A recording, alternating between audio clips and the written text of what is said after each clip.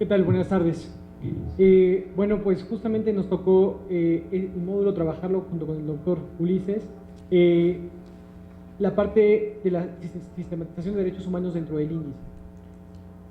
Hay un concepto que trabajando este índice hemos desarrollado, que finalmente mis colegas que me antecedieron sobre el índice seguramente mencionaron, que es el concepto de impunidad estadística. Esto es un problema y refleja un problema porque si, como lo mencionaba justamente Gabriela, si no tienes datos, no tienes una hoja de ruta, no tienes una forma de mejora, no tienes una forma de saber qué es lo que tienes que hacer. Y la mejor forma de que las cosas no cambien es no saber lo que uno tiene que hacer. Por eso cuando nosotros quisimos meter el módulo de derechos humanos en el índice de impunidad, como lo hicimos para el caso del índice global de impunidad, se generó demasiada frustración el hecho de tener que sacar esta dimensión del índice, que además es toral, ¿no? para cualquier medición de impunidad.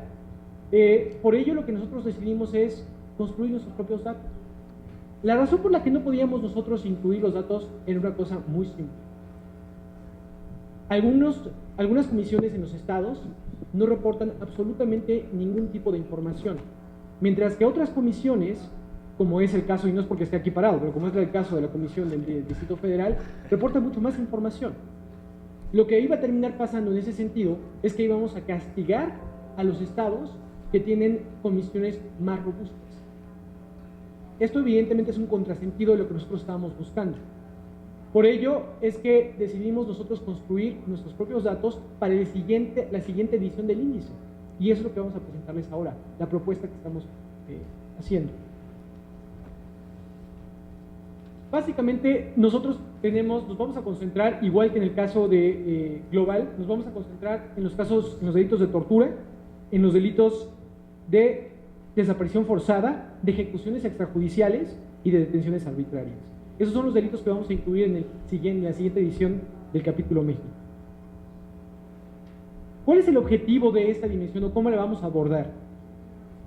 Vamos a recabar el número de casos de personas afectadas por estos mismos delitos a través de un mapeo de las organizaciones de la sociedad civil que nosotros logremos identificar y que quieran colaborar de manera activa con el índice.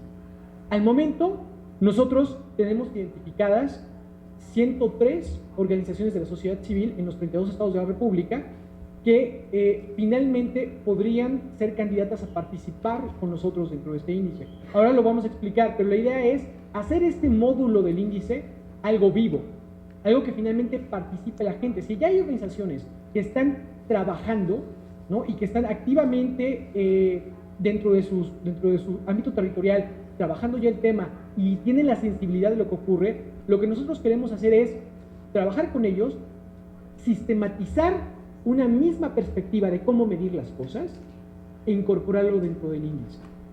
Es lo que nosotros estamos buscando. La manera en que vamos a seleccionar a estas organizaciones de la sociedad civil es, finalmente, hay organizaciones que trabajan todo tipo de delitos de derechos humanos, todo tipo de violaciones a derechos humanos, pero hay otras que son temáticas. Y justamente es lo que nosotros queremos construir a nivel nacional. ¿Cuáles son las redes, cuáles son las organizaciones que trabajan temas específicos y que a lo mejor no nada más nos pueden ayudar en su estado de residencia, sino a lo mejor quizá en otros estados?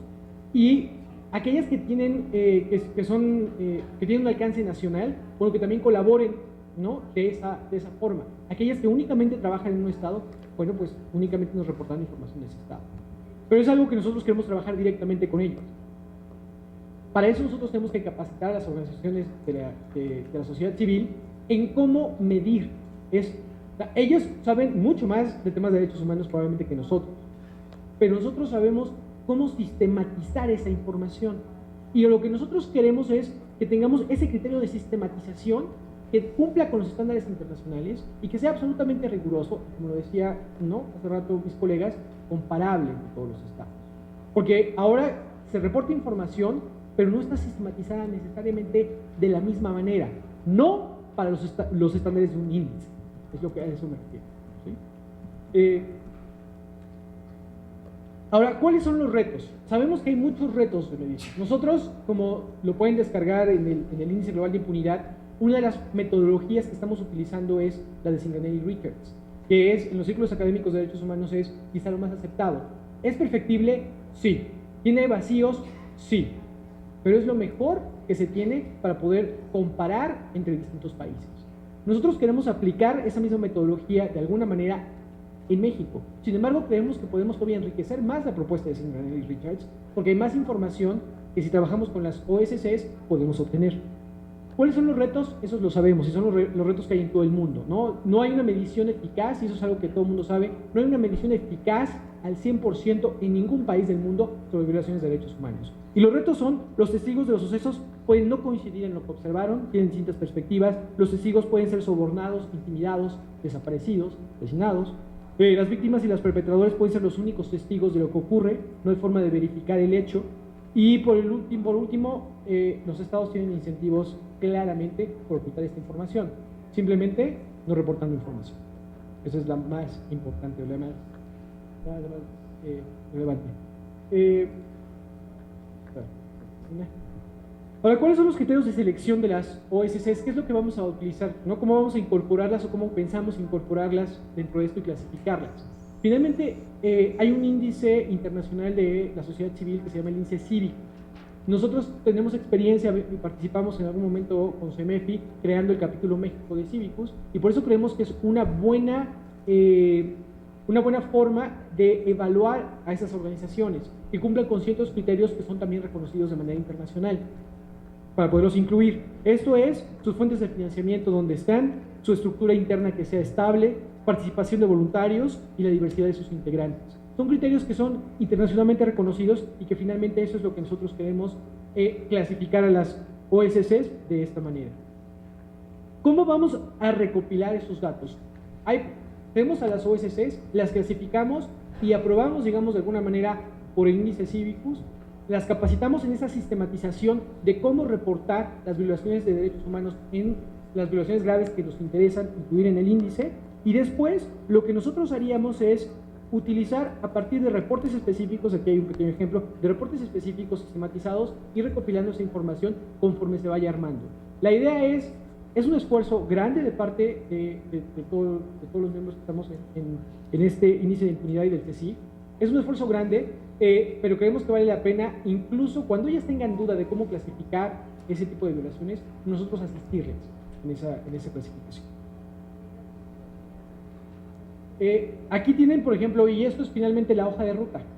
¿Qué es lo que nosotros estamos pensando para medir el capítulo de derechos humanos en México? Bueno, es el mapeo de las OSCs. Como les comentaba, en este momento ya tenemos 103 identificadas.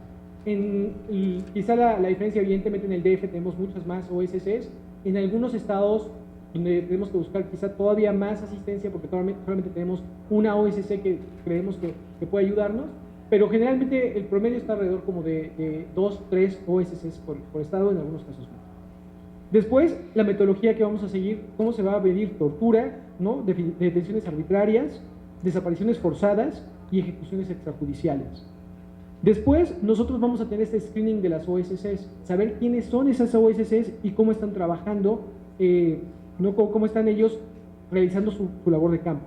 La selección de las OSCs de acuerdo a su labor, porque finalmente lo que queremos hacer es también sinergia entre ellas. No, como les decía, no nada más es el tema territorial, sino también el tema de la agenda o la especialización en ciertos temas. La capacitación, el envío de la información y la creación de las bases de datos. Esto, los comentarios que finalmente, bueno, eso es cómo va a ser la información general, las áreas de especialización, el alcance territorial, y después tengo las definiciones. Aquí el comentario que se nos ha hecho es que probablemente esto parezca una especie de informe sombra. No es un informe sombra como tal, porque está acotado a ciertos delitos de forma muy particular, y la metodología que se va a utilizar para sistematizar los casos es muy enfocada al tema de impunidad, cómo se mide impunidad. Entonces, sí tiene un parecido con un informe sombra, pero no es un informe sombra, no se malentiende, es simplemente cómo llenar este vacío de información en torno a la impunidad y los derechos humanos que existen en este país. Entonces, después vienen las definiciones que quizás se las debería dejar a mi colega, el abogado, que me ponen los pies en la tierra siempre que es necesario. Pero bueno, el tema de tortura, digo, no, ustedes lo conocen perfectamente, las definiciones internacionales, cómo estamos trabajando. El tema de tortura, desapariciones forzadas, ejecuciones extrajudiciales y detenciones arbitrarias. Entonces, esa es la metodología general. Ahora le cedo la palabra a mi colega, el doctor